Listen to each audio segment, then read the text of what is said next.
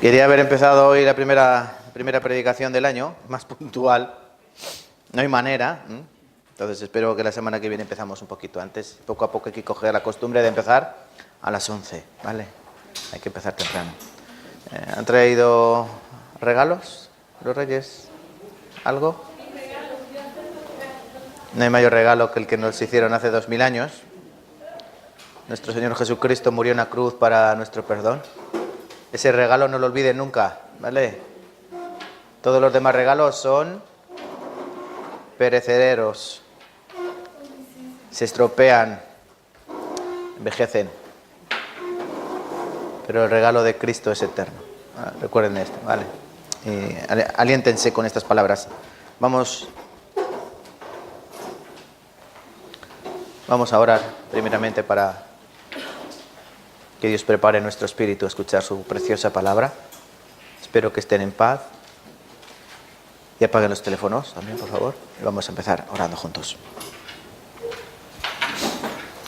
Padre Dios, te damos gracias, Señor, un día más, acudiendo a tu presencia, humillados, de rodillas ante ti, Señor, soberano de todo el universo, para darte toda la gracia, todo el honor por los siglos de los siglos.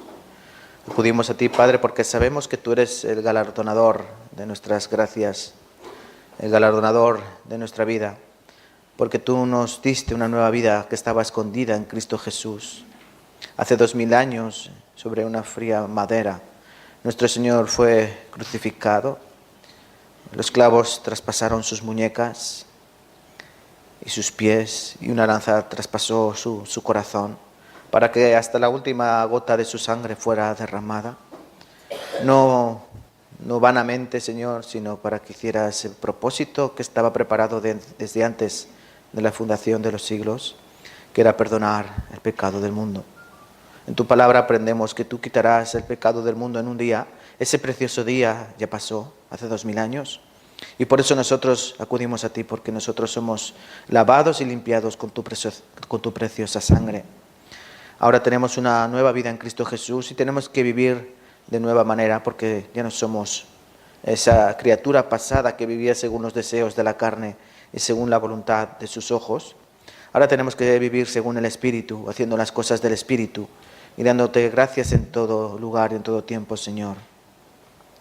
Te pedimos que cuides de esta iglesia de Tarancón, una iglesia pequeña, iglesia débil, pero, Señor, es parte del cuerpo de Cristo. Te pedimos que nos cuides y nos guíes. A nosotros todavía nos falta mucho conocimiento de tu palabra, nos falta mucho discernimiento de espíritu, pero ayúdanos, Señor, porque tú lo das todo. De ti procede la sabiduría y tú das la inteligencia. Ayúdanos para que podamos crecer sabiamente y que podamos predicar el Evangelio en este pueblo que tanto lo necesita. Sabemos que estamos viviendo en los últimos tiempos porque toda tu palabra se está cumpliendo y nuestro Señor Jesucristo pronto vendrá para recogernos. Te pedimos, Señor, que nosotros podamos estar firmes y velando, despiertos, preparados, con los lomos ceñidos y sobre todo, Señor, que podamos estar seguros de no tener reprensión ante ti, que no tengamos pecados ocultos, sino que todo lo confesemos a nuestro Padre Celestial, porque Él es amplio en perdonar. Te damos gracias, Señor, por todas estas cosas y como siempre pedimos tu dirección en este momento. Pedimos que ayudes a los oídos que van a escuchar tu palabra, amplía ese corazón para que puedan recibir abundantemente esa palabra que se va a predicar. Y también ayuda al que me predica, porque a través de unos labios humanos saldrá tu palabra divina. Ayúdanos, Señor, para que podamos estar a la altura de tus deseos y sobre todo que tu Espíritu gobierne este lugar, en este precioso lugar donde se reúnen tus hijos amados. Ayúdanos, Padre, en todas las cosas y en este año que comienza, renueva nuestras fuerzas y ayúdanos a caminar sabiamente, siguiendo las pisadas de aquel que murió por nosotros y nos amó y ahora está sentado a tu diestra, pero que sigue con nosotros hasta el fin de los días. Te damos gracias por todo esto, Señor, y las demás cosas las dejamos como siempre en tus santas manos, en tu santa voluntad. Y hemos orado en el nombre de nuestro Señor Jesucristo, que nos ama profundamente. Amén y amén. Acompáñenme con sus Biblias, Apocalipsis. Perdón.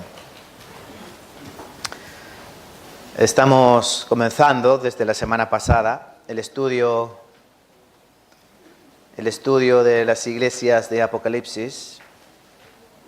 Muy poca gente le gusta el libro de Apocalipsis, porque como es un libro donde hay muchas imágenes que no se entienden bien, mucha metáfora, un libro que es un misterio para muchas personas, un dolor de cabeza para otras, pero un deleite para los que aman la palabra de Dios. Y recuerden, decíamos la semana pasada, que el libro de Apocalipsis es un libro que tiene bendición, porque dice, benditos los que oyen, los que leen y sobre todo los que guardan las palabras escritas en este libro. Entonces espero, hermanos y personas que nos visitan, que tengan ese corazón preparado para recibir la palabra de Dios. Aquí van a escuchar verdaderamente la palabra de Dios, sin mutilar, sin censurar, sin esconder y sobre todo sin engaño. La palabra pura y eficaz de nuestro Dios, la Biblia, que nos ha dejado para que conozcamos a nuestro Padre. No hay otra manera de conocer a Dios si no es a través de la Biblia. Ningún hombre puede enseñarnos cómo es Dios, solo Dios a través de su palabra nos puede enseñar cómo es. Dijimos la semana pasada que el libro de Apocalipsis, ¿qué significa? Revelación. ¿Revelación de qué? No solo de la historia futura del hombre, sino que es Cristo mismo que se revela en estas hojas, en estas páginas que el apóstol Juan escribió en una isla llamada Patmos, que está en el mar Egeo, en las islas griegas.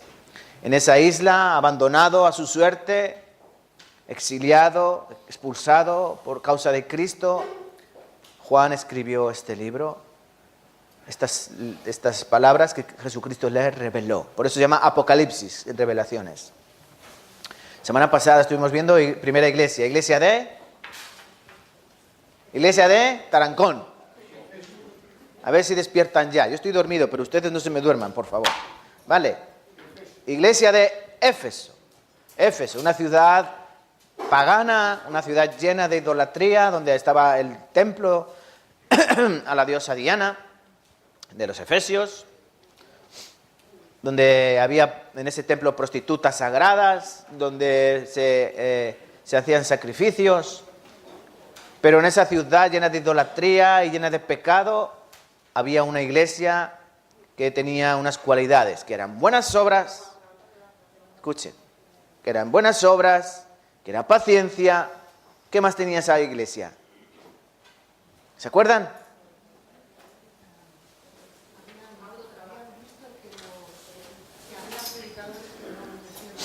Habían descubierto falsos profetas, falsos pastores, y sobre todo no toleraban a los malos, es decir, era una iglesia que no se mezclaba con trigo y cizaña. Déjenme explicarles cómo eran las iglesias antiguamente. Hace 2000 años no eran las iglesias como ahora. Aquí puede entrar cualquier persona, ¿verdad? En este lugar puede entrar cualquier persona. La puerta está abierta, puede entrar cualquier persona. Puede entrar un inconverso, puede entrar un testigo de Jehová, un musulmán. Aquí puede entrar cualquier persona que quiera recibir la palabra de Dios. Pero hace 2000 años no era así. Hace 2000 años se hacían en congregaciones cerradas. Normalmente eran casas, donde no podía entrar cualquier persona. Por eso se llamaba eclesia, es decir, apartados, separados, donde se congregaban y no podía ir cualquier persona. En ese lugar se celebraba una cosa que se llama ágape. Ágape es el qué, como una invitación.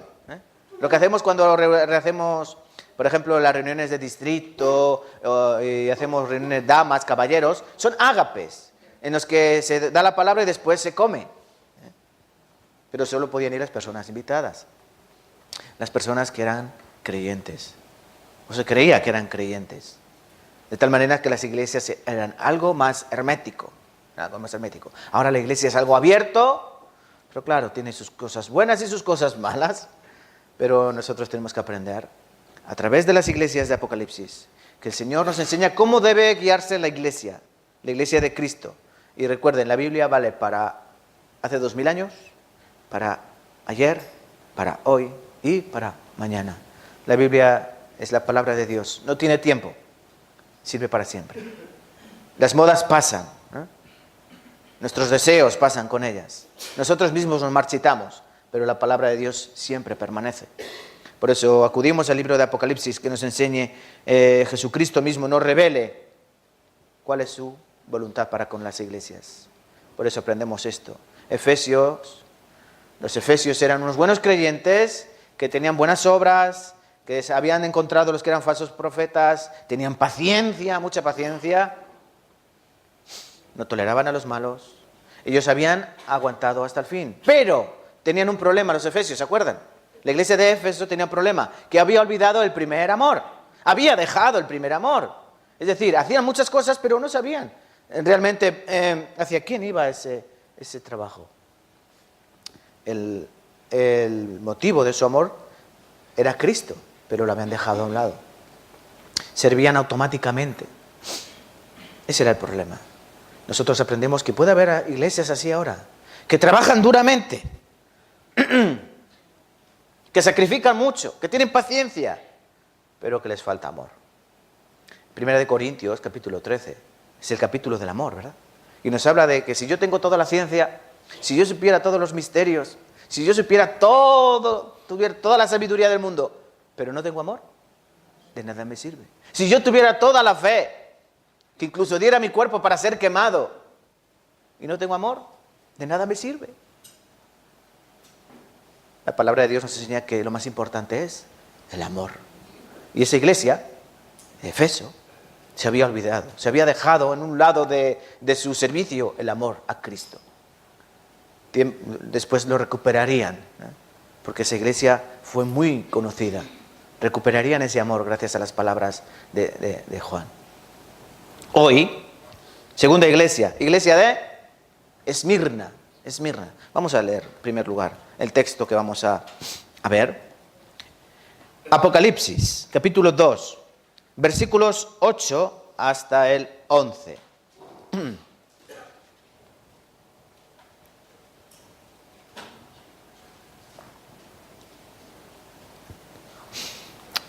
Apocalipsis, capítulo 2, versículo 8 hasta el 11. Yo leo pares, primer versículo, 8 y 10, los hermanos me acompañan 9 y 11, ¿vale? Empiezo yo. Y escribe al ángel de la iglesia en Esmirna, el primero y el postrero, el que estuvo muerto y vivió, dice esto. Yo conozco tus obras y tu tribulación, y tu pobreza, pero tú eres rico y la blasfemia de los que se dicen ser judíos, y no lo son, sino sinagoga de Satanás. No temas en nada lo que vas a padecer. Y aquí el diablo echará a algunos de vosotros en la cárcel, para que seáis probados y tendréis tribulación por 10 días. Sé fiel hasta la muerte, y yo te daré la corona de la vida. El que tiene oído, oiga lo que el Espíritu dice a las iglesias. El que venciere no sufrirá daño de la segunda muerte. Leamos nuevamente versículo 11. El que tiene oído, oiga lo que el Espíritu dice a las iglesias. El que venciere no sufrirá daño de la segunda muerte. Que tiene oído, oiga. ¿Han traído todos ustedes sus oídos? ¿Han traído sus orejas? Sí. Pues el que tenga oído, oiga. Lo que el Espíritu dice ¿a quién? ¿A la iglesia de Esmirna? No, a las iglesias. Por toda la historia, durante 2000 años, la iglesia ha escuchado estas palabras. Iglesias han obedecido, iglesias han olvidado esta palabra. Nosotros tenemos que aprender sobre todas las iglesias porque es un mensaje que Cristo. Es una carta de Cristo mismo para nosotros. Aprendamos cómo es el caminar correcto en la vida cristiana y cómo es lo no correcto, lo incorrecto. ¿Qué hay que hacer? ¿Qué no hay que hacer? ¿Se acuerdan? La iglesia de Efeso solo tenía un pero. Has dejado tu primer amor. Pero Esmirna no tiene ningún pero. De 7 iglesias, recuerdan, eran 7 iglesias que Juan escribió. 7 iglesias, 5 fueron reprendidas y 2 no fueron reprendidas. Esmirna fue la primera que no fue reprendida. No hay ningún pero para esta iglesia. Entonces tenemos que aprender de aquí cómo es el caminar de la vida cristiana. ¿Vale, hermanos de Iglesia de Tarancón? ¿Sí o no? Sí. Tenemos que ser como la iglesia de Esmirna. Como la iglesia de Esmirna. En primer lugar, vamos a aprender sobre la ciudad de Esmirna. ¿Dónde se encontraba Esmirna? ¿Dónde se encuentra? Porque a diferencia de otras ciudades de las iglesias, Pérgamo, Teátira, han desaparecido, pero Esmirna todavía existe. Yo sé que algunas hermanas han visto aquí una telenovela Fatmagul. ¿Han visto la telenovela de Fatmagul? Pues ella era de Esmirna. Muchas veces se nombra la ciudad de Esmirna, ¿no? Cuando yo he visto también algunos capítulos, ¿no? Así de refilón. Cuando hay un juicio tienen que ir a Esmirna, la ciudad de Esmirna, ¿no? Todavía existe, aunque para ellos se llama Izmir, ¿no? Está en Turquía. Es una ciudad costera, está al borde del mar Egeo. Y hace 2000 años era muy importante. Tres ciudades competían, perdón que tengo ahí la garganta un poco. 3 ciudades competían por la corona de Asia. Es decir, siempre las ciudades compiten a ver quién es la más importante del imperio. Y hace 2000 años no era diferente. Éfeso, Esmirna y Pérgamo luchaban por ser la corona de Asia, es decir, la ciudad más importante de Asia. Pablo luego menciona, Juan luego menciona algo de la corona, ¿no? La corona de la vida, haciendo relación a que buscaban ellos la corona en la tierra, de ser una gran ciudad. Esmirna era una ciudad que se caracterizaba porque era muy industrial, o sea, había mucha mercancía al ser costera. Era una ciudad que también se caracterizaba por el culto al César. Éfeso, la ciudad, tenían culto ¿a quién? A la diosa Diana de los efesios. Esmirna no. Esmirna hacían culto al César. ¿Saben por qué? Como decimos en España, eran unos pelotas. Eran unos pelotas. Porque ellos querían agradar al César. Da igual que César, Tiberio, Claudio, da igual el que César que estuviera, ellos adoraban al César. Porque querían ganarse el favor del imperio. Por eso ellos tuvieron el honor de construir el primer templo en honor al César, al cual llamaban Kairos. Kairos, que en griego quiere decir el Señor. Por eso había que hacer un culto al César. ¿Y saben cómo era el culto? Tenía que coger un poco de incienso y llevarlo al templo y en ese templo declarar: el César es el Señor, y quemar el incienso. ¿Qué incienso se llevaba? Mirra. Esmirna significa mirra. Mirra es una especie de esencia aromática, un incienso aromático. ¿Se acuerdan lo que le regalaron a Jesús los magos de Oriente? No un 6 de enero, fue otro día, pero le regalaron oro, incienso, mirra. Oro, realeza. Incienso, santidad. Mirra, muerte y sufrimiento. ¿Por qué? ¿Para qué se usaba la mirra? La mirra era una esencia aromática, la cual se usaba para la embalsamación de los cadáveres. Antes, para que los cadáveres aguantaran un poco más sin oler, sin heder, ponían estos inciensos aromáticos. ¿Se acuerdan las mujeres que fueron a la tumba de Jesucristo la mañana del domingo? Iban a embalsamarle, iban a poner, para que no huela mal, iban a poner unos aceites y unos inciensos. Pues la mirra era el principal. ¿Y la mirra qué cualidad tenía? Que cuanto más la machacabas, más olía. Por eso, la iglesia de Esmirna está relacionada mucho con la mirra, porque esta iglesia fue machacada como la mirra.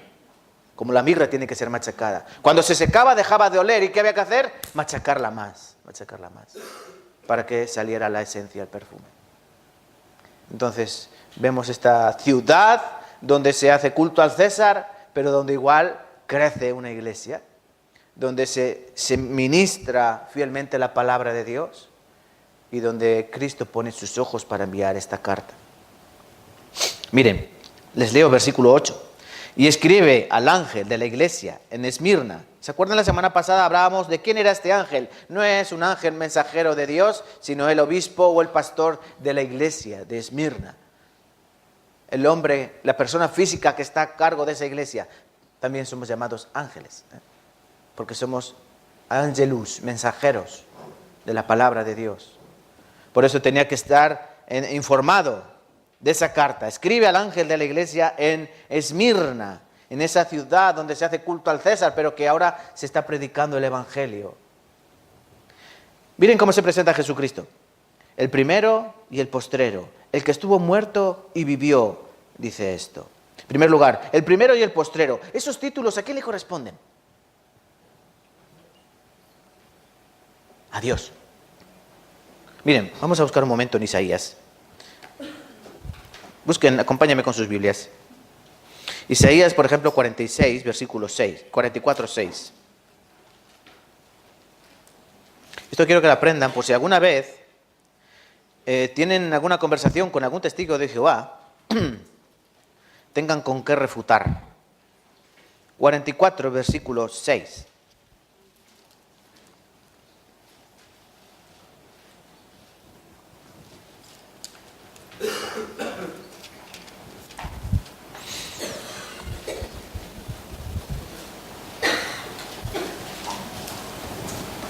Vale, lo tenemos, Isaías capítulo 44, versículo 6. Vamos a leer juntos. Así dice Jehová, Rey de Israel y su Redentor, Jehová de los ejércitos. Yo soy el primero, yo soy el postrero, y fuera de mí no hay Dios. Recuerden la palabra Jehová, o como una Biblia católica, Yahvé, es el mismo nombre. Y aquí Jehová significa yo soy, el que soy, cuando se presentó ante Moisés, ¿verdad? Y aquí que dice, yo soy el primero y el postrero, fuera de mí no hay Dios. Jesucristo utiliza estas palabras. ¿Eso qué quiere decir? Cuando Jesucristo dice, yo soy el primero y el postrero. Isaías dice, Jehová, yo soy el primero y el postrero. ¿Jesucristo vino a suplantar a Dios?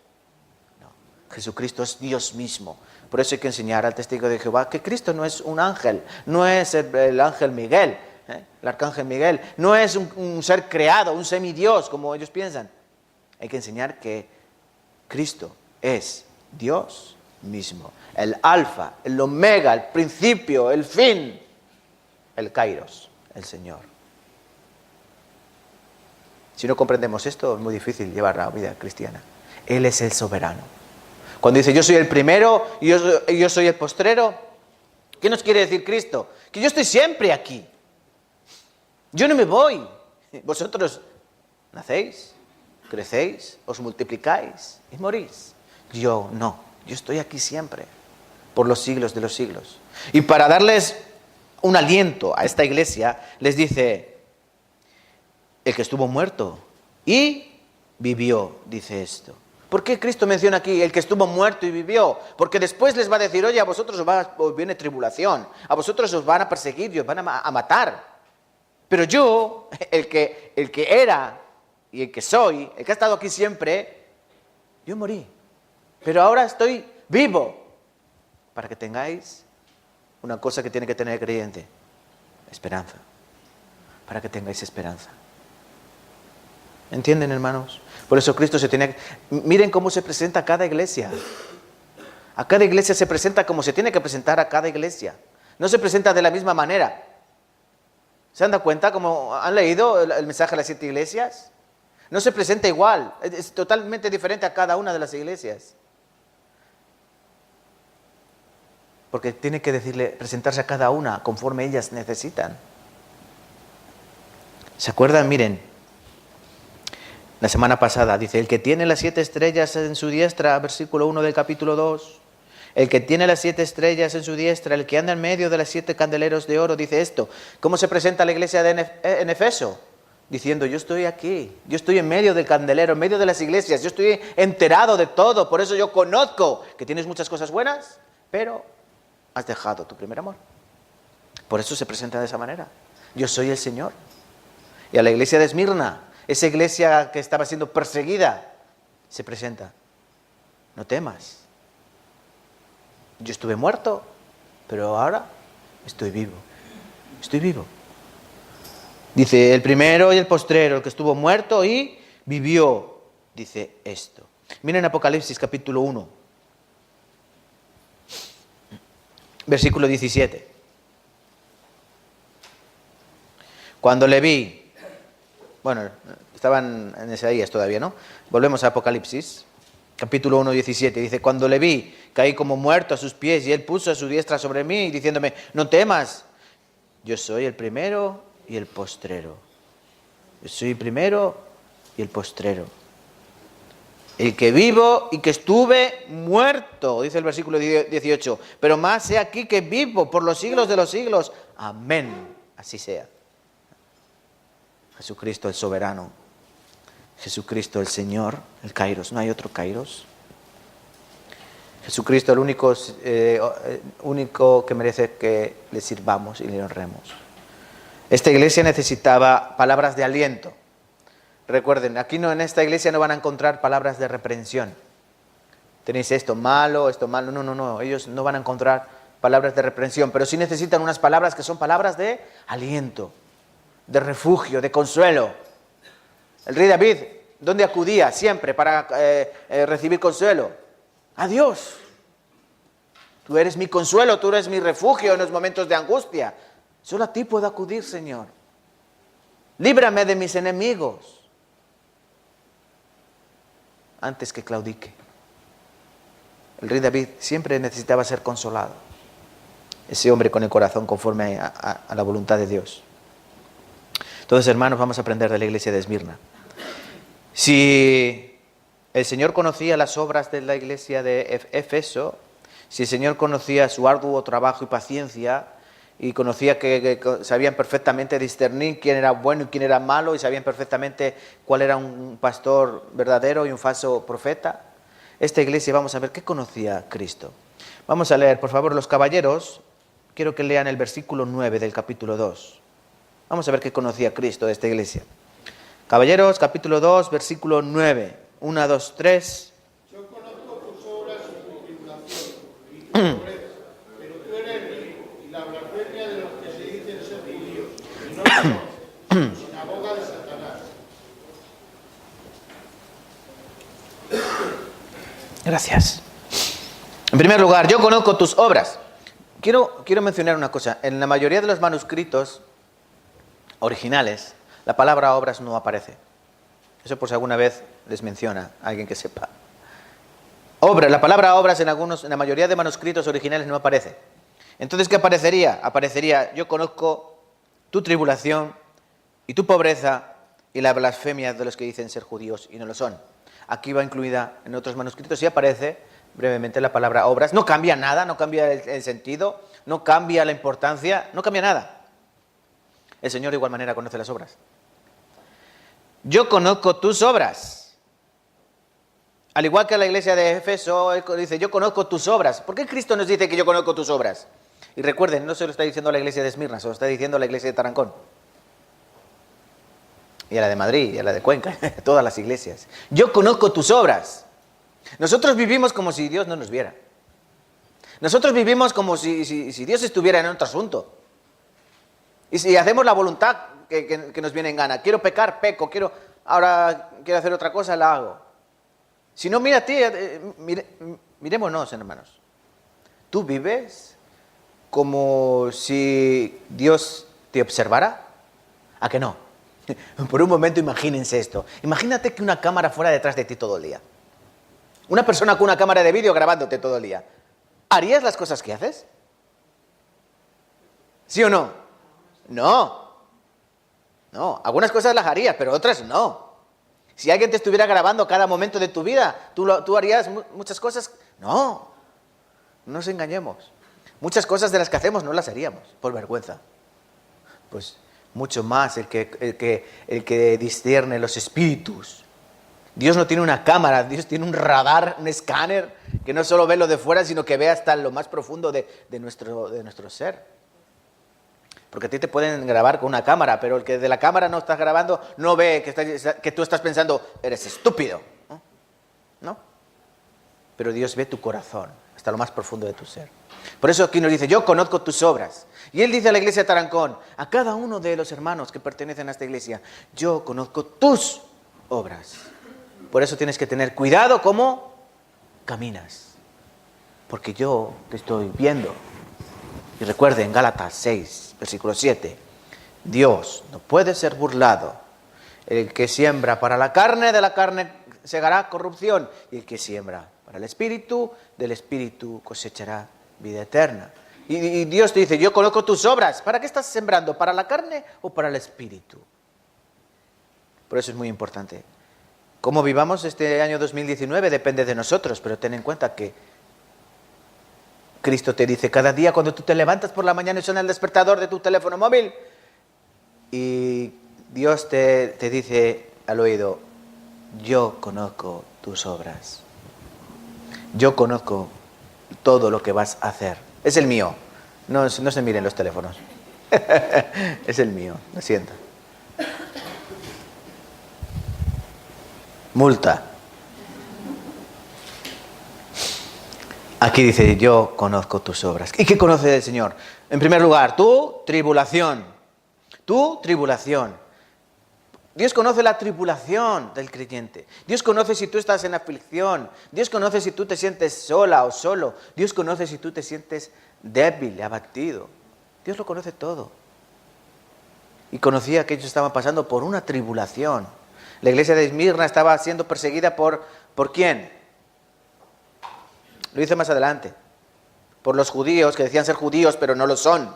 Había muchos judíos repartidos por todo el mundo, recuerden. Los judíos siempre han estado dispersos por todo el mundo. Y en Esmirna había muchos judíos. Y eran los mismos judíos los que causaban estragos en las iglesias. Y hermanos, les pregunto, hermanos, ¿cómo comenzaban las iglesias? Por los judíos. Llegaba el apóstol Pablo a una ciudad, Antioquía. ¿Dónde iba en primer lugar? A la sinagoga de ellos. Iba a la sinagoga de los judíos a predicar la palabra. Iban a otra ciudad, Efeso. ¿Y dónde iban? A la sinagoga a predicar la palabra. La palabra llegaba primeramente a los judíos. A veces daba fruto y a veces daba persecución y tribulación. Porque esos mismos judíos se rebelaban contra sus paisanos que ¿qué habían hecho? Habían cambiado la chaqueta, se habían convertido al cristianismo. Y recuerden, los judíos eran muy estrictos con todas sus creencias. Por eso perseguían más fuertemente a los de su propia nación.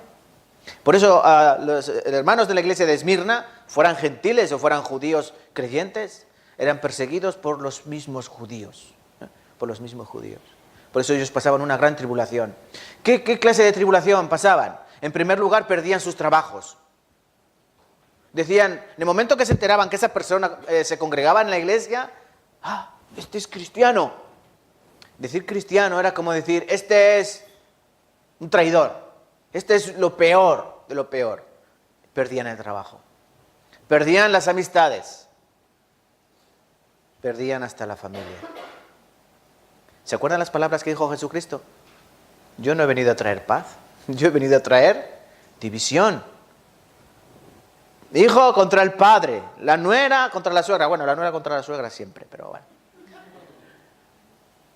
El padre contra el hijo. Y los enemigos del hombre serán los de al lado. No, los enemigos del hombre serán los de su propia casa. Su parentela serán los enemigos del hombre. Ellos tenían tribulación por todos lados.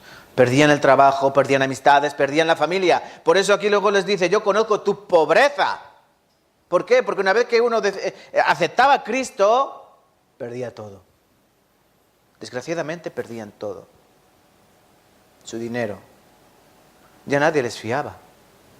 Ya nadie los quería contratar para trabajos. Este es cristiano.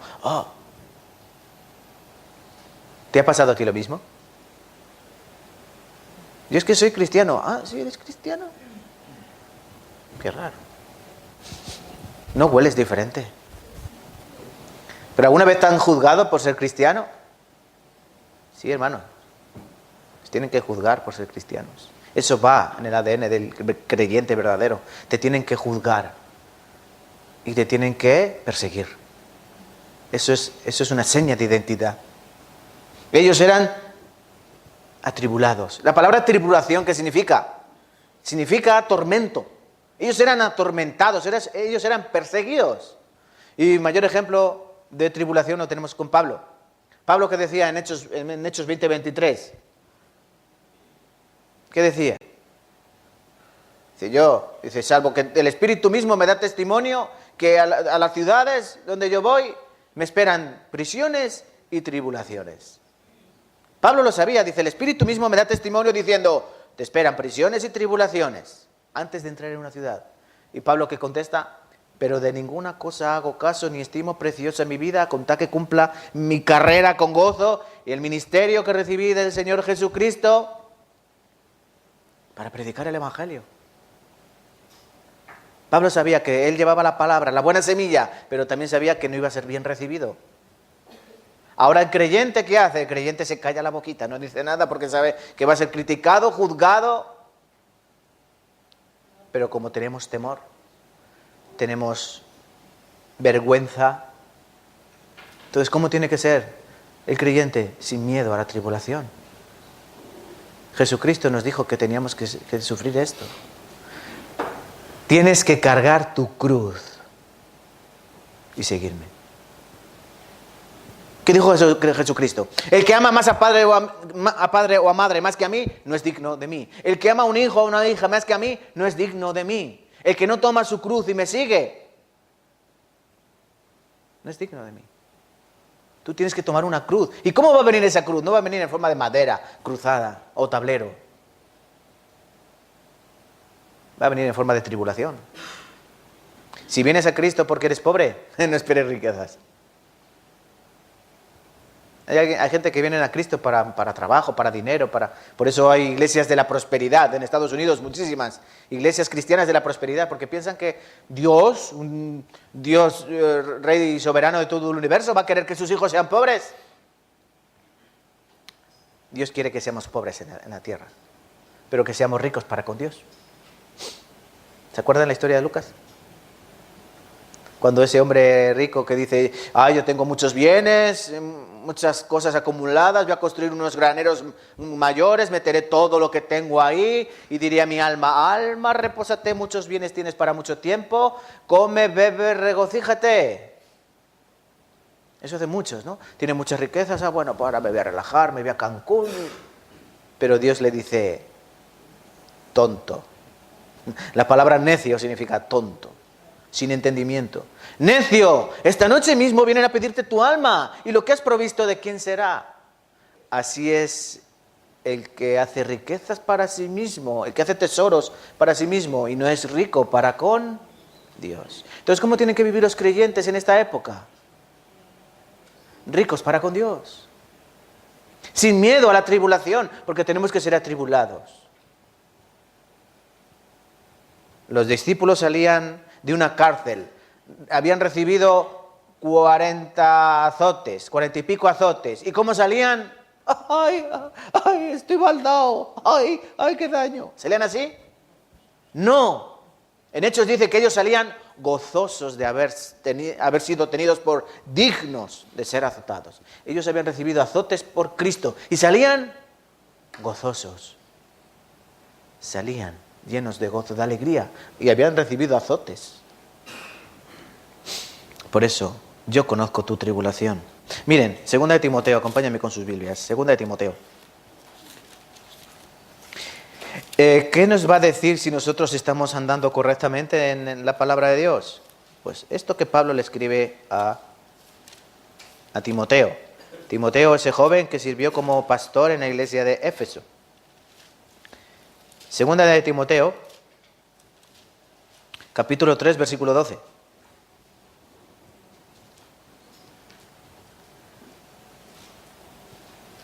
Bueno, desde el 10 les voy a leer. Dice, pero tú has seguido mi doctrina, conducta, propósito, fe, longanimidad, amor, paciencia. Timoteo, tú has seguido todas estas cosas. Persecuciones, ¿ven? Padecimientos, como los que sobrevinieron en Antioquía, en Iconio, en Listra, persecuciones que he sufrido y de todas me ha librado el Señor. Versículo 12. Y también, leamos juntos, y también todos los que quieren vivir piadosamente en Cristo Jesús padecerán persecución. El que quiere vivir piadosamente, es decir, justamente en Cristo Jesús, es decir, el creyente que quiera vivir correctamente la vida cristiana, ¿qué va a venir? Persecución. No esperes flores. No esperes regalos. Espera persecución. Y escuchen, hermanos, cuando vean esta persecución, es una buena señal para el creyente.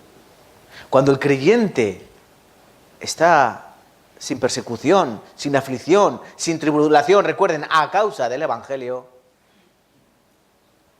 es un creyente en coma. En coma. Estás vegetal, catatónico. ¿Entienden, hermanos?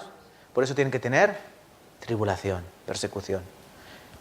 El que quiera vivir piadosamente en Cristo Jesús padecerán persecución.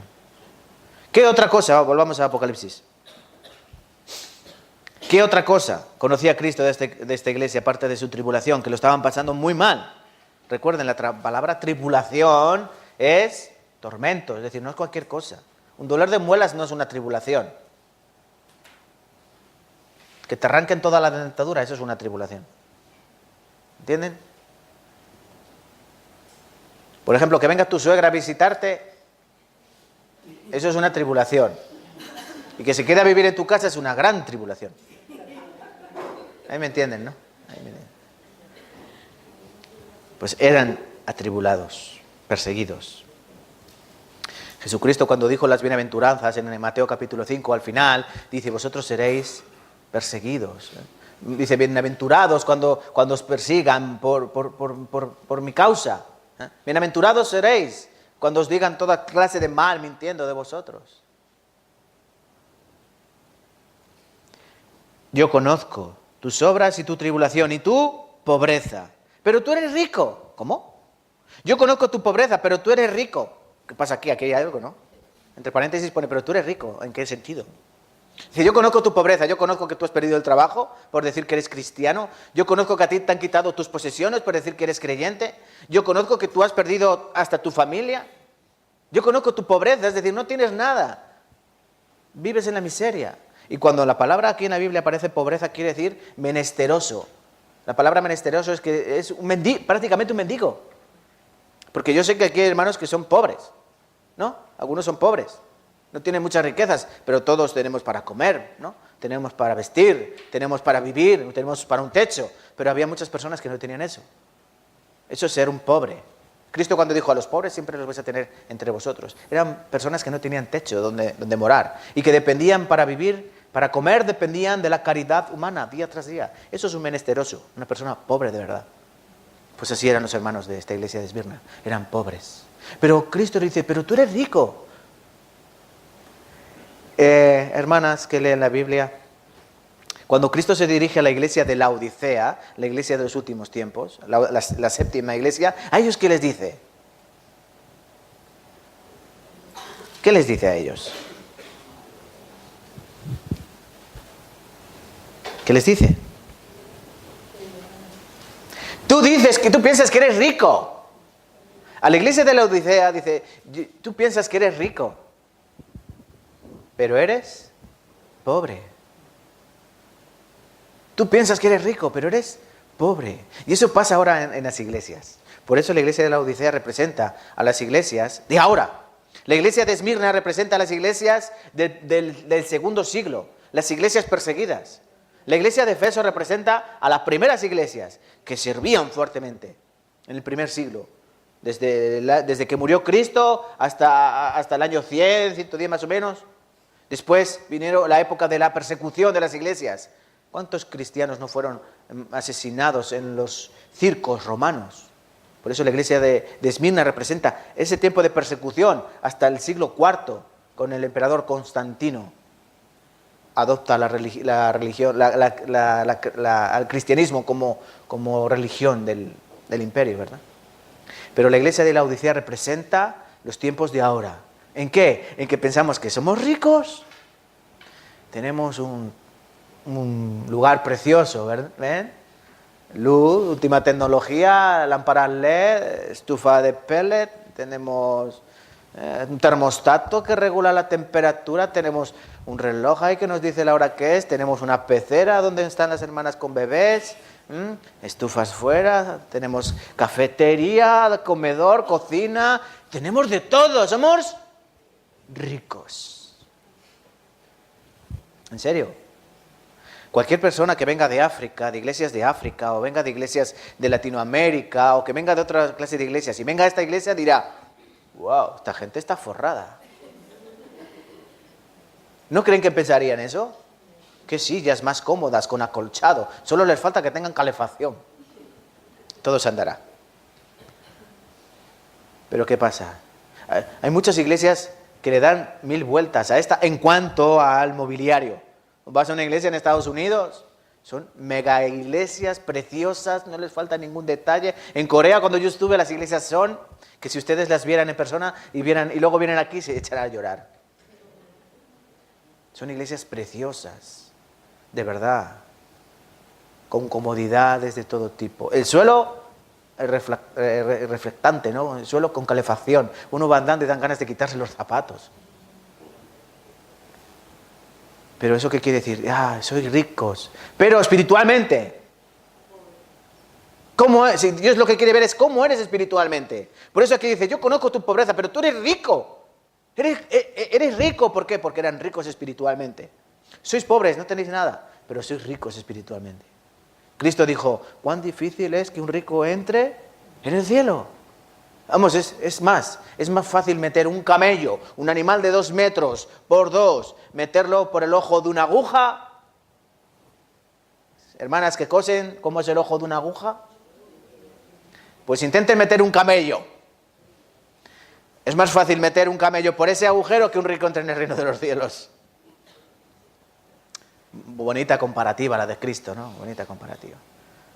Pero la iglesia de Misna dice, tú no tienes nada, tú eres pobre, pero eres rico, porque eres rico para con Dios. Sabéis lo que es bueno. Entonces, ¿cómo tiene que ser la iglesia de Tarancón? Hermano, no les importe que algún mes no tengamos para el alquiler. O no les importe que algún mes tengamos que calentarnos con guantes y bufanda. Lo importante es que seamos ricos para con Dios. Somos pobres, sí, pero ricos para con Dios. Entonces aquí Cristo les dice, vosotros sois pobres, yo lo conozco.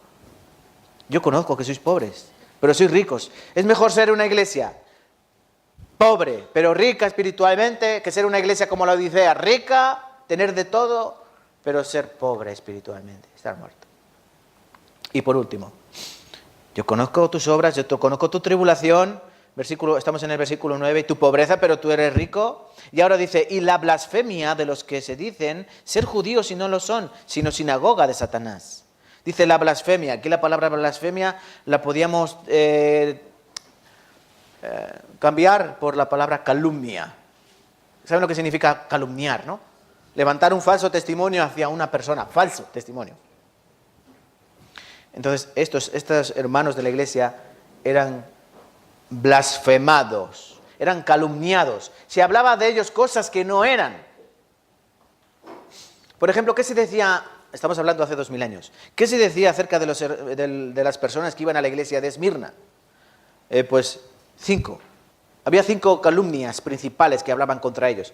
Por ejemplo, aquí en la iglesia de Tarancón, ¿han oído alguna calumnia contra nosotros? ¿Alguna blasfemia? Muchas, ¿no?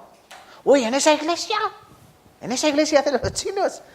Y al principio oía, ahí no hay chinos nada más, ¿no? En esa iglesia. Hay a mí que tienen para blanquear del dinero. Yo escuché eso. Ahí lo que hacen es blanquear dinero. Ponen un local, hacen cuatro obras, cambian 4 plaquetas, luego ponen en una factura 5.000 euros, plus, y el dinero ha sido blanqueado. Es que estos chinos son muy mafiosos. Yo escuché eso. Es una calumnia. Esto no es para lavar dinero. Esto es para lavar corazones, para lavar almas. Pues miren, contra los hermanos de la iglesia de Esmirna se levantaban muchos tipos de calumnia. En primer lugar, ¿qué se decía? Que eran desleales al Kairos, desleales al César. ¿Por qué? Porque, recuerden, Esmirna estaba en Turquía, pero seguía siendo el del Imperio Romano. El Imperio Romano gobernó toda la costa mediterránea y parte de Oriente Medio y Europa. Entonces, ellos, ¿por qué eran desleales al César? Porque todos veneraban al César, al Kairos. Pero los cristianos, ¿qué? Ellos decían, no. En Éxodo capítulo 20 dice que no podemos tener otro Señor, no podemos servir a otro rey, a otro Dios. Recuerden, todos veneraban al César como Dios, aun siendo hombres, porque ellos morían y tenía que venir otro César. Pero la gente los veneraba como dioses. Los Césares eran considerados dioses. Entonces, al creyente cristiano que no veneraba al César, lo tenían como alguien desleal. Estos son desleales. Cuando una persona pasaba por la imagen de César, toda la persona que pasaba tenía que que venerar. Pero el creyente, ¿qué hacía? Por ejemplo, ¿no? Por ejemplo.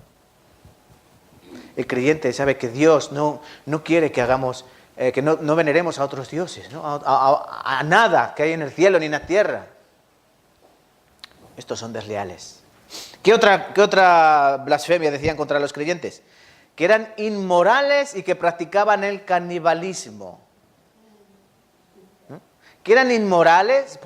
Oye, estos cristianos sí que son raros. ¿Por qué? Porque se encierran en las casas, no permiten que nadie que no sea creyente, que nadie que sea cristiano, no entre. Uy, ahí hacen algo raro. Para mí que hacen guarrerías. Para mí que hacen cosas ahí. Estos son unos inmorales. Y yo creo que practican el canibalismo. Sí. Yo he escuchado a uno que decía que Jesucristo dijo: el que tiene que comer mi carne y beber mi sangre. Para mí que matan a alguien y se lo comen ahí mismo. De verdad, levantaban estas blasfemias contra ellos.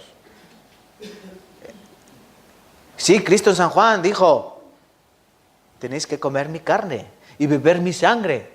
Aprendimos hace algunas semanas acerca de esto, pero era algo metafórico.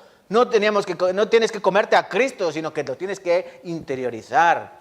Y no tienes que beber su sangre, tienes que comprender que su sangre limpió tus pecados. Tus pecados no están fuera, tus pecados están dentro. Por eso es una cosa que celebramos, la Santa Cena, ¿no? Comemos pan y bebemos vino, pero sigue siendo pan y sigue siendo vino, no es carne ni sangre. Pero claro, el que no sabe no entiende. Ellos escuchaban que hacían esto. Oye, son caníbales. De verdad. Por eso esto era una blasfemia. Y les perseguían por eso. Aparte de que no adoran a César, son unos inmorales. A saber lo que harán en esas eclesias que dicen que hacen, esas congregaciones. Se comen a las personas. Y por eso los perseguían. Y los asesinaban. Eran vistos como algo muy raro y muy peligroso. Otra blasfemia es que eran ateos. Estos son ateos, como ateos. Sí, porque el que veneraba a César tenía que venerar ¿a quién? A la diosa Cibeles, a la diosa Afrodita, a Zeus, a Marte, Júpiter, Saturno, Urano, a Neptuno. Todos los dioses greco-romanos iban incluidos en el pack. Tenían tantos dioses, tenían dioses para todo. Para el amor, Afrodita. Para la guerra, Marte. Y así, etcétera, etcétera. Por eso ellos eran ateos. ¿Por qué? Porque solo servían a un Dios. Y para más Inri no podían ni siquiera dibujarlo.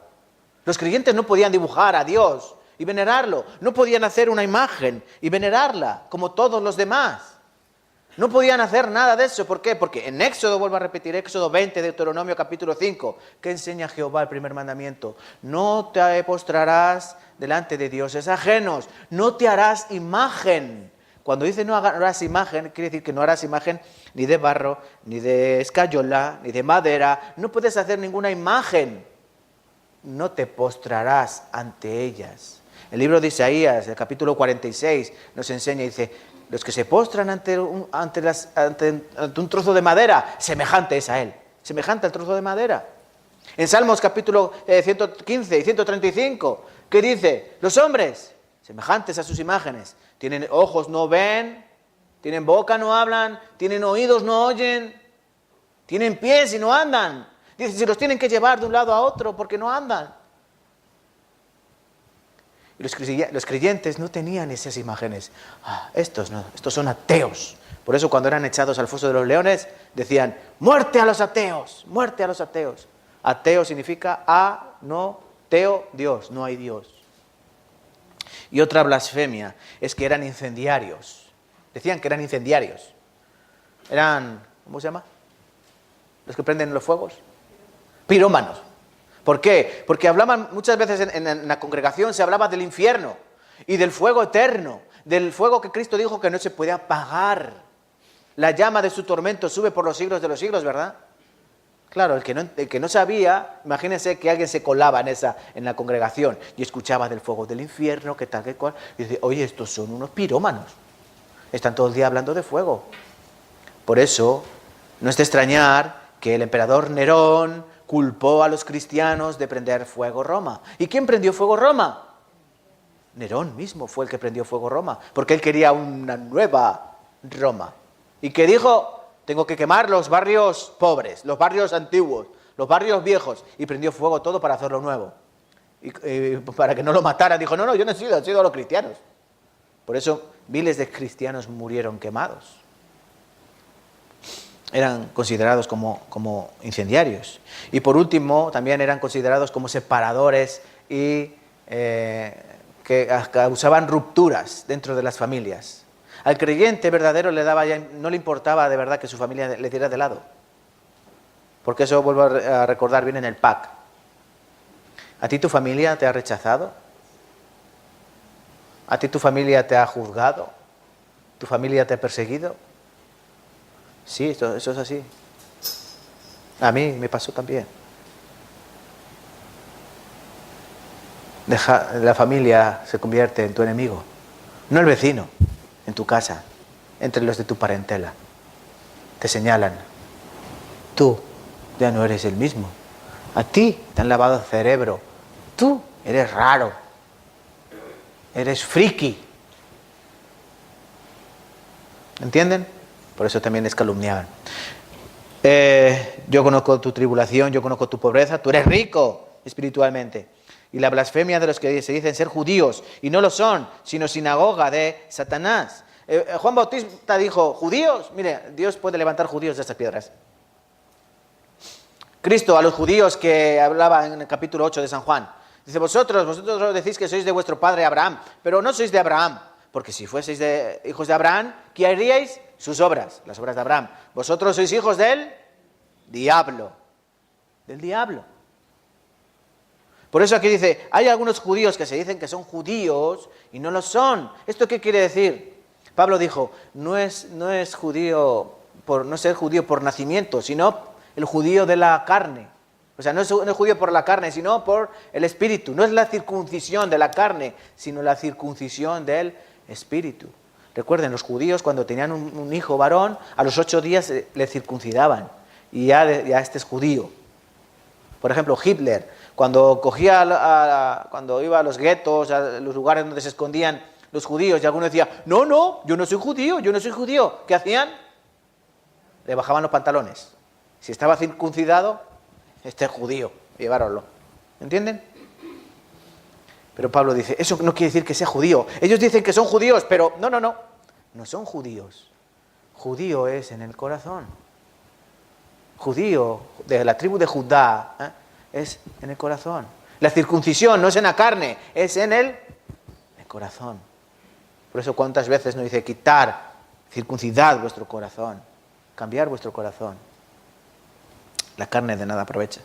Aquí son sinagoga de Satanás. Aquí aparece 2 veces, miren bien. Al final del versículo 9, Satanás. Al principio del versículo 10, no temas en nada lo que vas a padecer aquí, el diablo echará a algunos de vosotros en la cárcel. Satanás y diablo, ¿quién es? Es el mismo, ¿no? Es el mismo. Satanás y diablo es el mismo. Satanás significa adversario en hebreo. El adversario. ¿Quién? ¿Dónde están los judíos que dicen ser judíos y no lo son? Con el adversario. Ellos son el adversario, el contrincante. Tenemos que tener cuidado de reconocer quién es nuestro adversario. Hay creyentes que piensan que en la iglesia tienen a sus adversarios. Por eso vienen con una coraza y tienen cuidado con un hermano o con una hermana, con estas personas y mantienen la distancia. No. Si no son tu adversario. No tenemos que tener pleitos con los hermanos de la iglesia. ¿Por qué? Porque son tus hermanos, no son tus adversarios. Hay que conocer bien quién es tu adversario, quién es tu enemigo. No puedes rechazar un abrazo de un hermano en la iglesia y luego rechazas aquí un abrazo y luego vas dando besos al mundo. No puedes, porque el adversario está ahí fuera. El adversario es Satanás. ¿Y el diablo qué significa? El acusador. Diablo, Satanás, Satán. Diablo significa el acusador. ¿Por qué? Porque cuando tú pecas, ¿qué hace el diablo? Acusar. Satanás viene como Satanás. Es la misma persona, pero se representa con 2 nombres diferentes, ¿no? Viene primero ¿para qué? para hacerte contra. Eso es lo que hace el adversario, ¿no? Para ponerte oposición. Y cuando caes, él hace de diablo, de acusador. ¿Entienden a lo que me refiero? Él primero viene para hacerte caer. Y luego cuando te ha hecho caer, va corriendo a Dios. ¡Ah! Mira, mira, mira, mira, mira. Mira a tu hijo. ¡Ay, qué! Mal, nene, tú no creyente, ¿eh? Eso hace el diablo. Cuando tú cometes pecado y tú escuchas una voz, a ver si no voy a ser cristiano. A ver si de verdad no voy a tener la salvación. A ver si de verdad voy a ir al infierno. ¿Eso quién es? El diablo, que te dice en la oreja, él no puede entrar en ti, ¿no? Pero él sí puede estar detrás diciéndote, nene malo. Ya verás ahora, como se entere en la iglesia, Ese es el acusador. Por eso aquí en el versículo 10 dice, no temas en nada lo que vas a padecer. Esto es lo que van a venir. Satanás va a venir a hacerte guerra. Escucha. Satanás antes era un arcángel de Dios. Es un ser poderoso. Después de Dios es el ser más poderoso que hay en todo el universo. Después de Dios, Satanás es el más poderoso.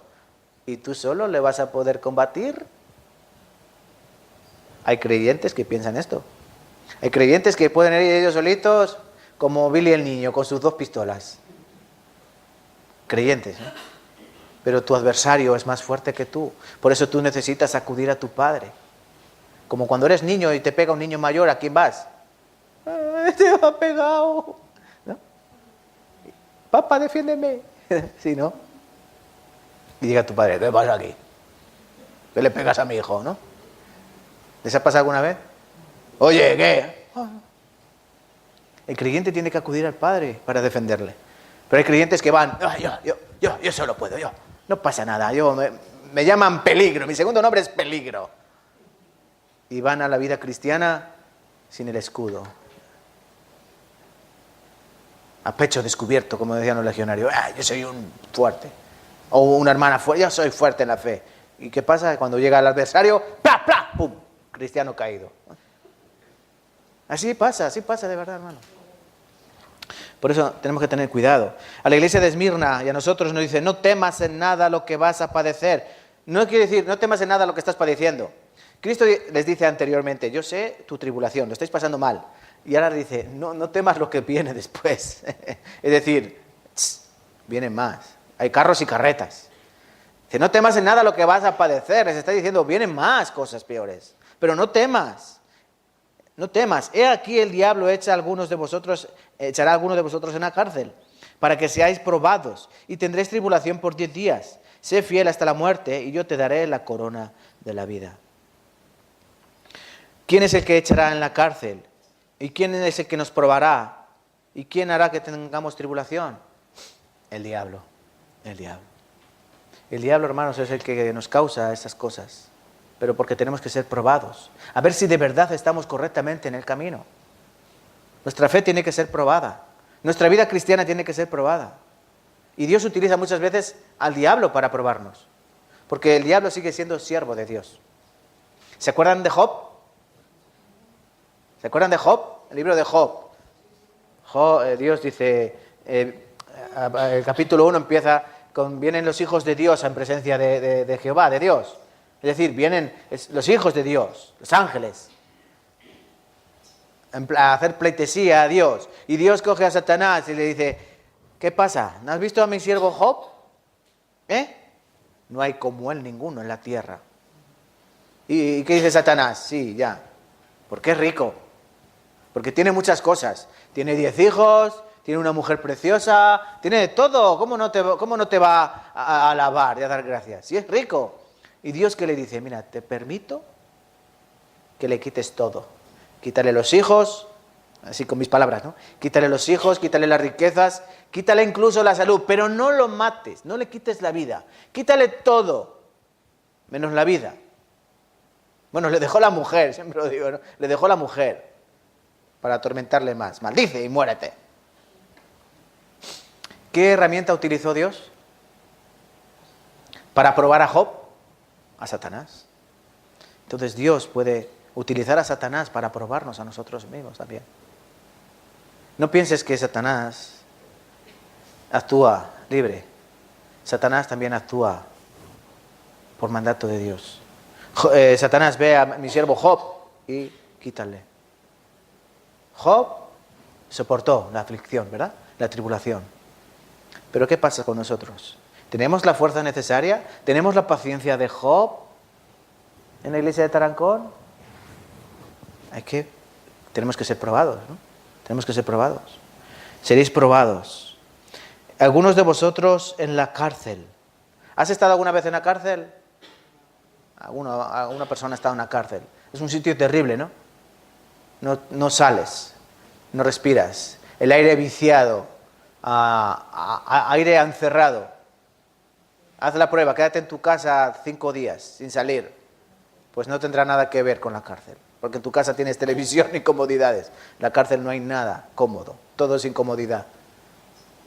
Pues por causa de Cristo muchos cristianos fueron echados en la cárcel y recibieron latigazos y persecuciones.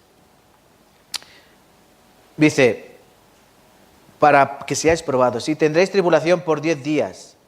¿Qué significa estos 10 días? Hay personas que piensan que estos 10 días representaban 10 años. 10 años que iban a ser atormentados por un César. Hay otros que piensan que estos 10 años son 10 Césares diferentes, los cuales iba a durar toda la tribulación de la iglesia cristiana. 10 Césares diferentes. Y hay otros que piensan que es un tiempo simbólico. Como 10 días representan algo temporal, es decir, vas a sufrir por un determinado tiempo, 10 días, pero no va a ser para siempre, no vas a sufrir siempre. Nosotros, ¿qué pensamos? ¿Qué piensan, hermanos? ¿10 años literales? ¿10 años, o sea, 10 Césares, 10 gobernadores diferentes? ¿O es un tiempo limitado? Sí, es un tiempo limitado. Cristo nos dice, sí, vosotros vais a padecer 10 días. Quiere decir, por un tiempo. Por un tiempo. No siempre va a durar la tribulación. Llegará un momento en el que tú veas claros. Pero tienes que tener paciencia. ¿Por qué? Porque yo te daré la corona de la vida. ¿Han escuchado esto tan hermoso? ¿Qué nos va a dar Dios? ¿La corona de qué? De la vida. La corona de la vida. ¿Qué significa la corona de la vida? Miren, antes, bueno y ahora, había 2 tipos de coronas. La primera corona era la corona que se ponían los reyes, la corona de oro. ¿Saben? La corona de oro. Pero no era como una corona que nos imaginamos de los reyes de la Edad Media, sino que era como una especie de casco que tapaba toda la cabeza. Esa corona se le hicieron a Cristo de espinas. La corona de Cristo de espinas no era una franja así que rodeaba su cabeza, no, era un casco con espinas, era un casco que representaba la corona. Y luego otra corona, Estefanos, en griego. Si conoces a alguien que se llame Estefan o Estefanía, ¿qué significa? Corona. Corona. Estefanos. Era la corona de laurel, por ejemplo, que ponían a los que corrían en Olimpia. Eran coronas que le daban al ganador, que eran coronas de laurel, a veces lo hacían con con ramas de oliva, con diferentes arbustos. Pero ¿qué pasa? Que eso se estropea. Pablo lo dice muy bien en Corintios, a los hermanos de la iglesia de Corintios. Dice, nosotros a la verdad corremos, pero no como como el atleta que corre por una corona corruptible. ¿Qué quiere decir la corona corruptible? Te pone una corona del laurel, con el tiempo se estropea el laurel, ¿verdad? Se pudre y se echa a perder y ya no sirve para nada. Dice, nosotros por una corona incorruptible, una corona incorruptible. ¿Por qué corona estás corriendo tú? Pregunto yo. Hermanos de la iglesia de Tarancón, ¿por qué corona? ¿Quieren la corona de la tierra? ¿Quieren que la gente les corone, les alabe? ¿O quieren la corona? Aquí dice la corona de la vida. Pero miren, anoten lo que Cristo les pide. Versículo 10, no temas, sé fiel. No temas, sé fiel. Eso es lo que nos tendríamos que decir tú y yo cada mañana cuando salgan. Antes de salir en casa, mírate al espejo. Y mirándote a ti, no temas. Sé fiel. Recuérdate esto cada mañana. Este 2019. No temas, ¿en qué? No temas predicar el Evangelio. No temas decir que eres cristiano, que vas a una iglesia donde hay ecuatorianos, venezolanos, peruanos, de todas. No temas. No temas predicar el Evangelio a tu familia. No temas.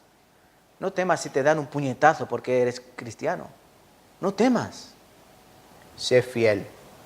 ¿Qué es lo contrario a fiel? Infiel. Tienes que ser fiel a lo que tú eres. Es decir, sales de casa, has orado de rodillas, has leído tu Biblia, has alabado a Dios, pero luego sales de casa.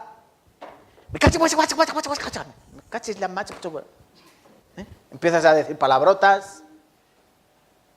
Empiezas a hablar con los amigos de fútbol. El otro día, Víctor. Empiezas a hablar de mujeres. Esta la del trabajo, esta está muy buena, no sé qué. ¿Eso qué quiere decir? No estás siendo fiel. No estás siendo fiel a lo que tú debes ser. La palabra dice, no salga de vuestra boca ninguna palabra deshonesta. Ninguna palabrería de esa. Maldicientes, no podéis ser maldicientes. Calumniadores. Porque de toda palabra ociosa de ella darán cuenta en el día del juicio. ¿Qué es palabra ociosa? Pues todo lo que no es el Evangelio. Eso son palabras ociosas. Por eso, hermano, mírate al espejo. No temas, sé fiel. ¿Por qué? Porque me espera. Nadie me va a dar palmaditas en la espalda. Si tú vas al trabajo predicando el Evangelio, no esperes palmaditas. Los que trabajan en el matadero y están predicando el Evangelio, puede ser que a alguno les clave un cuchillo.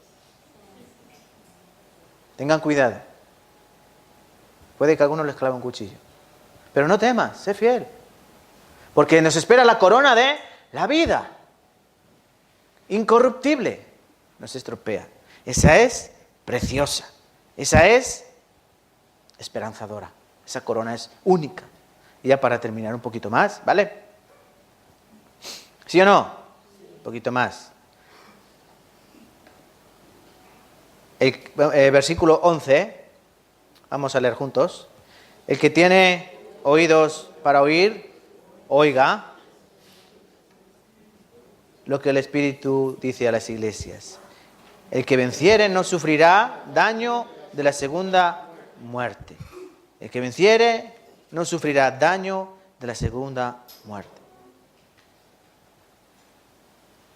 Hoy no he dicho el título de esta predicación. Hoy le podemos poner: no temas, sé fiel hasta la muerte.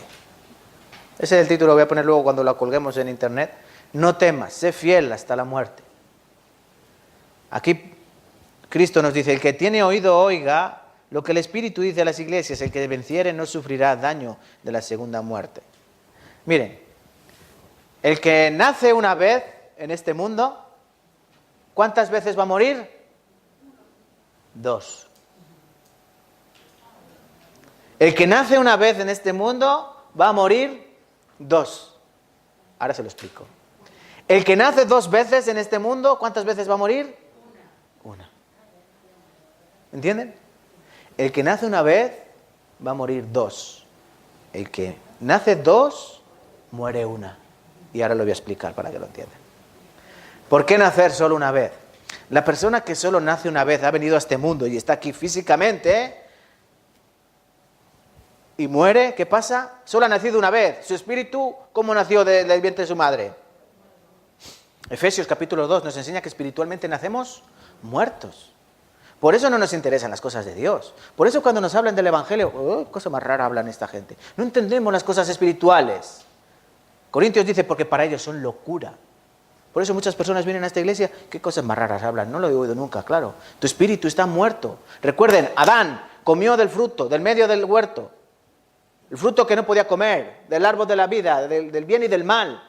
Adán, como comas, ciertamente morirás. Adán comió y no murió. Murió a los cientos de años, ¿verdad? ¿Pero qué murió ese día? Su espíritu. Murió espiritualmente, se rompió la relación con Dios. Por eso Dios dijo, fuera del huerto. Aquí ya no entras. Se rompió la comunión con Dios. Murió espiritualmente. Y desde él, todos sus hijos, todos sus descendientes mueren, o sea, nacen muertos espiritualmente. Un joven vino a Cristo: Señor, yo quiero seguirte, pero déjame que entierre a mi padre. ¿Y qué le dijo Cristo? Deja que los muertos entierren a sus muertos. ¿Ah? Zombies, muertos vivientes, ¿no? Los muertos espirituales entierran a los muertos carnales. Entonces todos nacemos muertos espiritualmente. Y si tú mueres en esa misma condición, ¿qué te pasa? Vas al infierno. Y ahí has muerto una vez, ¿no? Tú has vivido según tu carne, no has nacido de nuevo, has nacido solo una vez y mueres. Vas al infierno. Mueres una vez. Pero luego, ¿qué dice Apocalipsis? Vamos a buscar en Apocalipsis capítulo 20.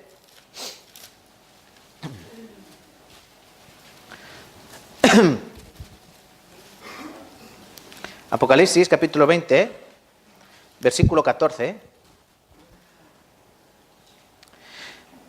Y la muerte y el Hades fueron lanzados al lago de fuego. Esta es la muerte segunda. Capítulo 21, versículo 8. Pero los cobardes e incrédulos, los abominables, los homicidas, los fornicarios, hechiceros, los idólatras y todos los mentirosos tendrán su parte en el lago que arde con fuego y azufre, que es la muerte segunda. Si tú eres cobarde, si eres incrédulo, no eres creyente, abominable, homicida, fornicario, hechicero, idólatra, todos los mentirosos tendrán su parte en el lago de fuego y azufre. Esta es la muerte segunda. ¿Qué significa esto?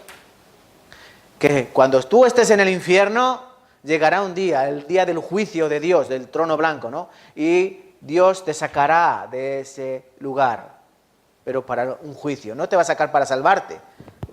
En el capítulo 20 dice: yo vi el cielo abierto y un trono, y todos los muertos los vi de pie, grandes y pequeños, ante Dios. Los libros fueron abiertos, y otro libro fue abierto, que es el libro de la vida. Y el que no se halló inscrito en el libro de la vida, ¿qué pasó? Fue lanzado al lago de fuego. Dios tiene libros donde están escritas todas las cosas que tú haces. Dios tiene archivos. Cuando tú mueres y cuando seas juzgado, Dios va a abrir tu libro y va a decir: mira, tú esto, y tú no lo podrás negar. Pero Dios tiene otro libro, que es el libro de la vida. La persona, cuando acepta a Cristo en su corazón, cuando da su vida por Él, cuando recibe la salvación, tu nombre es firmado ahí. ¿Entienden? Estás inscrito en tu nombre en el libro de la vida. Por eso Dios se presenta, ¿no? Nombre: Isabel García. Dios mira al ángel: Isabel García.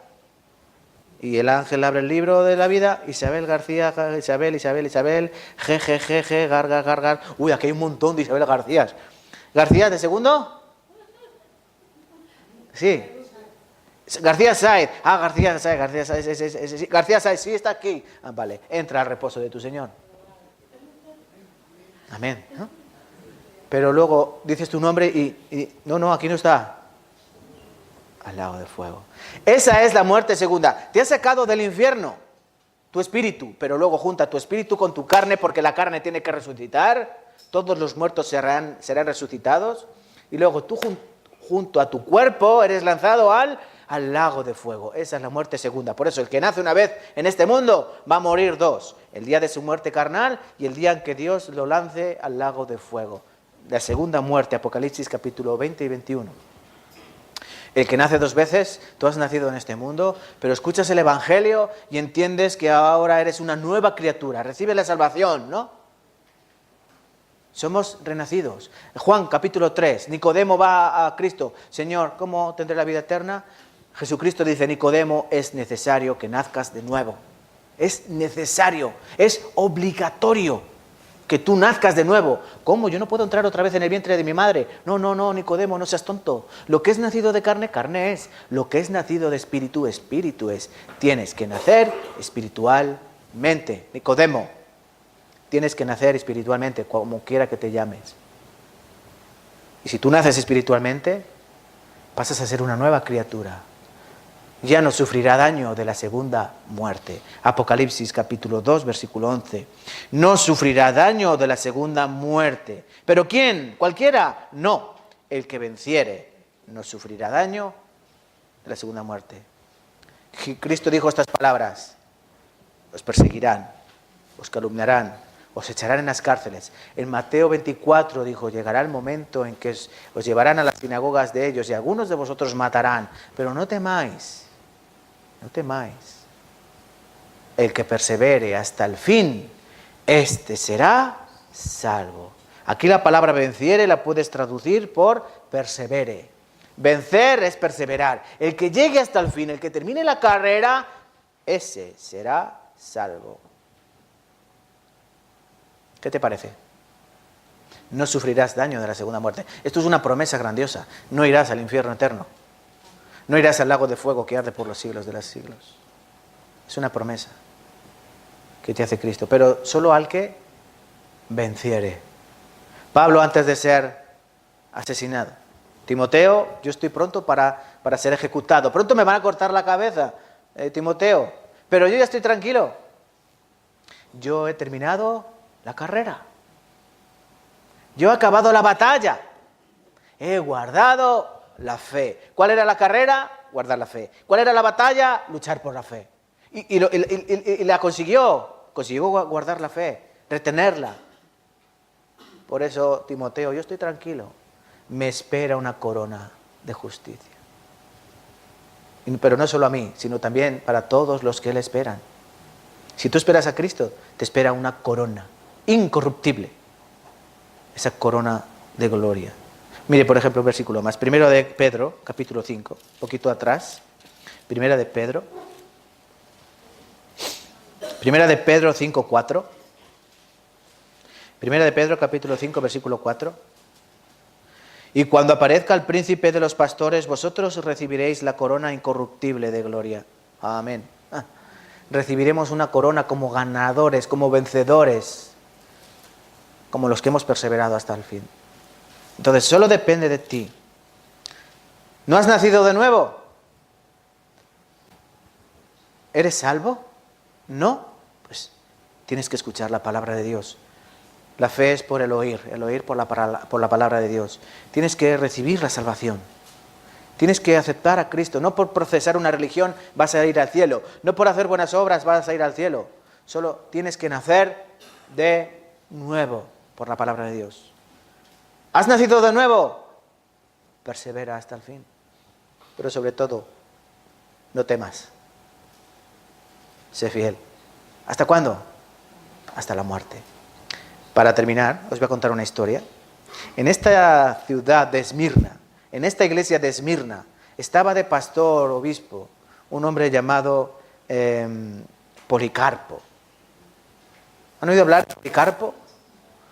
Policarpo, año 140 alrededor, más o menos, él se encontraba sirviendo como pastor en la iglesia de Esmirna, pero le levantaron calumnia contra él. Los hermanos de la iglesia de Esmirna le dicen: Policarpo, huye, escápate, vete. Él va a Roma a esconderse y se esconde en una granja de unos antiguos amigos. En esa granja lleva su vida, pero uno de sus siervos es torturado hasta que confiesa dónde está escondido su amo Policarpo, su señor Policarpo. Y van a la granja y cogen a Policarpo. 86 años tenía Policarpo. Y lo llevan a Esmirna a ser juzgado en la ciudad. Una multitud enorme que estaba celebrando fiestas y en la que se estaban asesinando cristianos en el circo. Porque no había solo circo en Roma, había circo en todas las ciudades. ¿No han ido aquí a Segóbriga? Aquí en Tarancón, cerca en Sailice, Segóbriga. Ahí hay un pequeño circo, un pequeño coliseo. Ahí también asesinaban cristianos. ¿No sabían? ¿Qué piensan? ¿Que ahí toreaban? Aquí en España toreaban a los cristianos. No, los mataban igual. Y este Policarpo es llevado a esta ciudad de Esmirna. Escuchen, les voy a leer, porque esto es un relato histórico. Les voy a leer. Miren, Los horribles juegos en la arena ya habían comenzado en serio. Una gran multitud sedienta de sangre les había juntado para ver a los cristianos ser torturados y asesinados. Un cristiano llamado Quintis había proclamado valientemente que él era un seguidor de Jesús y que él estaba dispuesto a ser martirizado. Pues cuando él vio a los violentos animales en la arena, a los leones y a los tigres, él perdió su valentía y acordó quemar una pizca de incienso a César como señor. Recuerden, tenía que quemar una pizca de incienso, un pellizco de incienso, quemarlo en el templo, en el santuario y decir, César es el Señor. Y ya, solo había que hacer eso. ¿Fácil o difícil? Muy fácil. Pero el cristiano no quería hacer, César es el Señor. Ni eso quería hacerlo. No tienen que hacer así, nada. Solo una pizca, César es el Señor. Recuerda, Quintis, yo soy creyente. Yo voy a aguantar lo que sea, pero cuando vio a los tigres que se lo iban a comer, cogió la pizca, César es ese señor, César es ese señor. El Señor, César. ¿Vale? Pero otro joven llamado Germanicus no se retractó. Él marchó y enfrentó a los leones y murió una muerte agonizante por su Señor Jesucristo. Que mueras de un tiro, de un disparo, puede ser rápido, ¿no? Pero que mueras devorado por leones, tiene que ser terrible. Otros 10 cristianos dieron su vida ese día, pero la multitud no estaba satisfecha. Ellos clamaban, fuera los ateos que no adoran a nuestros dioses. ¿Ven? Ateos. Ateos.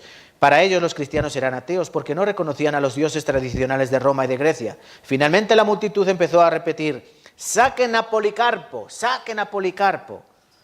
Cuando sacaron al anciano de 86 años, Policarpo trajo su cuerpo cansado en la arena. Él y otro cristiano escucharon una voz del cielo que dijo, sé fuerte, Policarpo.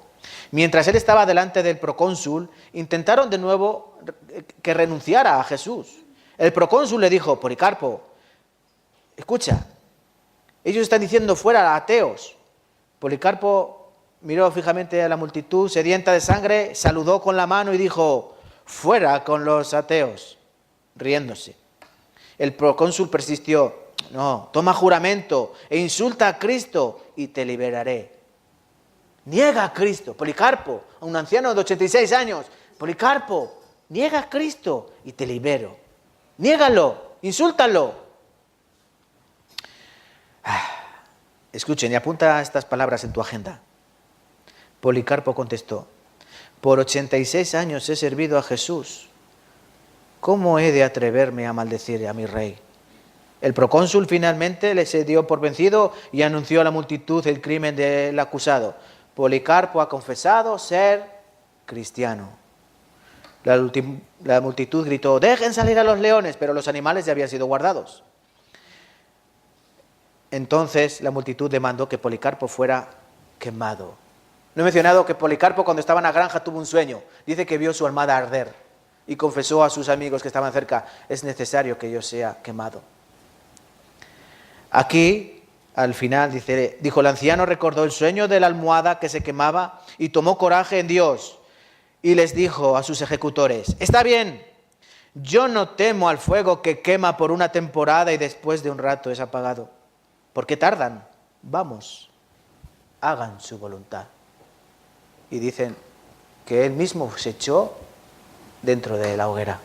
Él andando se metió dentro de la hoguera. ¿Harías tú lo mismo que Policarpo? ¿Serías fiel hasta la muerte? Cristo no nos dice, sé fiel hasta un poquito. Sé fiel hasta que te duela. Aguanta hasta que te duela. Cuando te duela yo paro. Eso te dice el dentista. Cuando te duela me avisas. Pero Cristo no quiere eso. Cristo quiere fieles hasta la muerte. No fieles hasta que te... Ay. ¿Entienden? Policarpo, un hombre anciano, tuvo el coraje y la valentía. Él dijo, por 86 años he servido a Dios. Él nunca me ha fallado. ¿Por qué le voy a negar? Recuerdo lo que Él ha hecho por mí. Me ha liberado. ¿Tú recuerdas lo que ha hecho Cristo por ti? Murió en una cruz. ¿Estarás dispuesto a pagar con la misma moneda? Piensen en esto. ¿Vale? Piensen en Policarpo y en su vida. Hoy hasta aquí. Que Dios nos dé valentía y Dios nos dé fidelidad, ¿vale? Vamos a orar juntos. Padre Dios, te damos gracias, Señor. Te damos gracias por tu palabra, por tu amor, por tu misericordia derramadas en esa cruz. Te pedimos, Señor, que cuides de nosotros, que nos guíes, que nos cuides, nos protejas en este mundo difícil donde hay tribulación, donde hay persecución, pero donde nosotros todavía no hemos sufrido ni una pequeña parte de lo que deberíamos sufrir. Por eso te pedimos, Señor, que cuando vengan esas tribulaciones fuertes y verdaderas, tengamos la valentía suficiente para soportarlas. Que no neguemos a nuestro Señor y Salvador, sino que demos nuestra vida y todo nuestro ser por Cristo. Aun a veces que no sea demandada nuestra vida corporal, Señor, debemos dar nuestra vida física. Debemos sacrificarnos por nuestro Dios, por nuestro Cristo. Algunos no son capaces ni de sacrificar una pequeña parte de su tiempo, prefiriendo dormir y descansar, a venir a este lugar a alabarte y adorarte y a darte toda la gracia y todo el loor. Por eso te pedimos que hagas un corazón nuevo en nosotros, para que podamos servirte fuertemente, Señor. Si no nos demandan nuestra vida de la carne, demándanos nuestra vida para que podamos dar día tras día en servicio a la iglesia, en servicio a tu cuerpo, para que podamos ser tenidos por dignos, Señor. Ayuda a la iglesia de Tarancón, te lo pedimos en el nombre de Cristo Jesús. Amén y amén.